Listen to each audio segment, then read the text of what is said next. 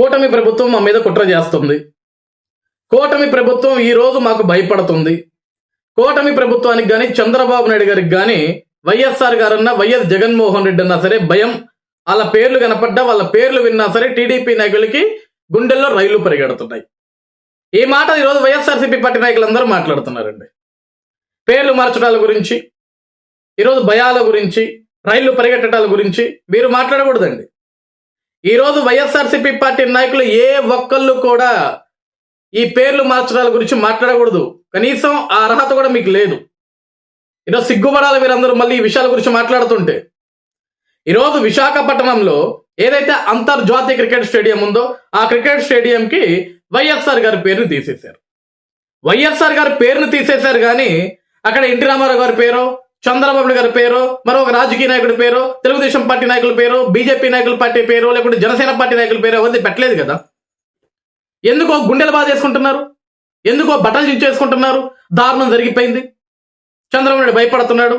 ఇది కుట్ర రాజకీయం. ఇటువంటి రాజకీయం చేయడం కోసమైన కూటమి ప్రభుత్వ అధికారంలోకి వచ్చింది.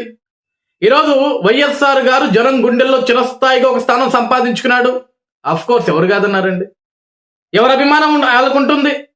ఈరోజు కన్న కొడుకైన జగన్మోహన్ రెడ్డికి వైఎస్ రాజశేఖర రెడ్డి గారి మీద ప్రేమ లేదేమో, కానీ రాజశేఖర రెడ్డి గారు చేసిన కొన్ని పనులకి ప్రజలు గుర్తుంచుకుంటారు, ఆయన్ని గుండెల్లో పెట్టుకుంటారు. తప్పే ఉంది దాంట్లో. ఈరోజు కన్న కొడుకైన జగన్కి లేదు. అందుకే గతంలో జగన్మోహన్ రెడ్డి 2019కి ముందు ఆయన నవరత్నాల్లో రాజశేఖర రెడ్డి గారి బొమ్మ ఎంత వేసాడు. రాజన్న రాజ్యం తెస్తా అన్నాడు. అధికారాలకు వచ్చిన తర్వాత మొదటి 3 నెలలకి రాజశేఖర రెడ్డి గారి బొమ్మ ఎంత ఉండాల్సిన బొమ్మ ఎంత అయింది, 6 నెలలకి ఎంత అయింది, 9 నెలలకి ఎంత అయింది, సంవత్సరం దాటిపోతే అసలు బొమ్మే లేదు. మొదట్లో మొత్తం రాజన్న రాజన్న రాజన్న రాజన్న రాజన్న అన్నాడు. తర్వాత రాజన్న కాస్త ఎగిరిపోయి జగనన్న జగనన్న జగనన్న జగనన్న జగనన్న. రాజన్న ఏడయ్యా అంటే ఇక జగనన్న వచ్చాక రాజన్నతో పని ఏంటి? రాజన్న ఆల్రెడీ స్వర్గస్థుడయ్యాడు. స్వర్గంలో ఉన్న రాజన్న గురించి భూమి మీద ఉన్న జనం మాట్లాడుకోవాల్సిన అవసరం లేదు. భూమి మీద ఉన్న జగనన్న గురించి జనమంతా మాట్లాడుకోవాలన్నట్లుగా రాజన్న పేర్లన్నీ తొలగించేసి జగనన్న పేర్లు పెట్టుకున్నాడు జగన్మోహన్ రెడ్డి. ఆ రోజు ఎక్కడెక్కడైతే ఈవెన్ సాక్షి ఛానల్లో పైన కనపడాల్సిన రాజశేఖర్ రెడ్డి గారు బొమ్మని తీసేసి అది లేకుండా చేసినప్పుడు ఏమైపోయిందండి మీ గొంతులన్నీ? వైఎస్ఆర్సీపీ పార్టీ నాయకులు మీరు అందరూ కూడా ప్రశ్నించాలి కదా. మీ మేనిఫెస్టోల్లో వైఎస్ రాజశేఖర రెడ్డి గారి బొమ్మను సమూలంగా తొలగించేసినప్పుడు ఆ రోజు మీకు అందరికీ గొంతులు లేవలేదా? ఆ రోజు రాజశేఖర రెడ్డి గారి మీద ప్రేమ కలగలేదా? రాజశేఖర్ రెడ్డి గారి సతీమణి వైఎస్ విజయమ్మ గారిని పార్టీ పగ్గాల నుంచి తప్పించేసి ఆమెను ఇంట్లో నుంచి మెడబెట్టుకు బయటికి గెంటినప్పుడు ఏమైపోయారండి మీరంతా? ఏమైపోయిందండి రాజశేఖర రెడ్డి గారి మీద ప్రేమ మీ అందరికీ? ఆ రోజు ఎందుకు మాట్లాడలేదండి మీరందరూ కూడా? రాజశేఖర రెడ్డి గారి ఘరాల పట్టి వైఎస్ షర్మిల గారు మీ నాయకుడైన జగన్మోహన్ రెడ్డిని ముఖ్యమంత్రి చేయడం కోసం పాపం కాళ్ళు అరిగేలాగా రాష్ట్రం అంతా తిరిగి గొంతు పోయేలాగా మైకులు పెట్టి అరిసి నాన్నను ముఖ్యమంత్రిని చేయండి, నాన్నను ముఖ్యమంత్రిని చేయండి, నాన్నను ముఖ్యమంత్రిని అని చెప్పేసి అన్నను ముఖ్యమంత్రిని చేస్తే అన్నను ముఖ్యమంత్రిని చేసిన పాపానికి చెల్లికి అన్న ఇచ్చిన గిఫ్ట్ ఏంటయ్యా అంటే మెడబట్టుకు బయటికి గెంటి నా గుమ్మం తొక్కితే పద్ధతిగా ఉండదని చెప్పేసి చెల్లికి వార్నింగ్ ఇచ్చాడు, కన్నా తల్లికి వార్నింగ్ ఇచ్చాడు. మరి అలాంటి రాజశేఖర్ రెడ్డి బిడ్డ గురించి, రాజశేఖర్ రెడ్డి కోసం లేకుంటే రాజశేఖర్ రెడ్డి గారి గురించి గుండెలు బాధేసుకుంటున్న మీరు ఏ విధంగా మాట్లాడుతున్నారండి? జగన్ లాంటి ఒక సైకోకి ఏ విధంగా సపోర్ట్ చేస్తున్నారండి మీరంతా కూడా? రాజశేఖర రెడ్డి గారి ఆత్మ కూడా శాంతించదండి పైన ఉన్నప్పుడు, గుర్తుపెట్టుకోండి. ఈరోజు వైజాగ్లో క్రికెట్ స్టేడియం పేరుకి వైఎస్ఆర్ గారి పేరు తీశారే తప్ప అక్కడ ఇంకో రాజకీయ నాయకుడు పేరు పెట్టలేదు. అక్కడ ఇంకొక రాజకీయ నాయకుడు పేరు పెడితే మీరు అప్పుడు గుండెలు బాదుకోండి, అప్పుడు గొంతులు చించుకోండి, రోడ్డును పడండి, నిరసనలు తెలియజేయండి. ఈరోజు పేర్లు మార్చడాల గురించి మీరు బాధపడుతుంటే ఆశ్చర్యం కలుగుతుంది నాకు. డాక్టర్ ఎన్టీఆర్ హెల్త్ యూనివర్సిటీ పేరుని జగన్మోహన్ రెడ్డి అధికారంలోకి వచ్చిన తర్వాత డాక్టర్ వైఎస్ఆర్ హెల్త్ యూనివర్సిటీ పేరుగా ఎందుకు మార్చారండి? మార్చాల్సిన అవసరమే వచ్చింది, అసలు నాకు అర్థం కావట్లేదు. ఈరోజు వైఎస్ఆర్సీపీ పార్టీ నాయకులందరూ కూడా ఆత్మవిమర్శనం చేసుకోండి. మీరందరూ కూడా ఒకసారి మిమ్మల్ని మీరు ప్రశ్నించుకోండి. ఆ రోజు మీ నాయకుడు అడిగారా, సార్ అసలు ఎందుకు సార్ మనం ఈ పేర్లు మారుస్తున్నాం, ఏం అవసరం సార్, పేర్లు మార్చాల్సిన అవసరం ఏముంది, మనకి మన పాలన మనం చేసుకుంటే అయిపోతుంది కదా, ప్రజలు మనల్ని ఒక్క ఛాన్స్ అని అడిగితే నమ్మి మనకు అవకాశం ఇచ్చి 151 స్థానాలు ఇచ్చారు కదా, మనకెందుకు సార్ ఈ పేర్లు మార్చే రాజకీయాలు, మనకెందుకు సార్ ఈ కట్టడాలను కూల్చే రాజకీయాలు, మనకెందుకు సార్ అసలు రాజధాని నిర్మించకుండా సమూలంగా కూల్చేసే ఈ దిక్కుమాల రాజకీయాలు మనకెందుకు సార్ అని ఏ రోజన్నా జగన్ని మీరు ప్రశ్నించారా? ప్రశ్నించలేదు కదా. ఈరోజు ఏదో కొంపలు మునిగిపోయినట్లు, రాష్ట్రం అంతా మునిగిపోయినట్లు, రాష్ట్రం అంతా తగలబడిపోయినట్లు ఎందుకు తెగజించేసుకుంటారు మీరంతా?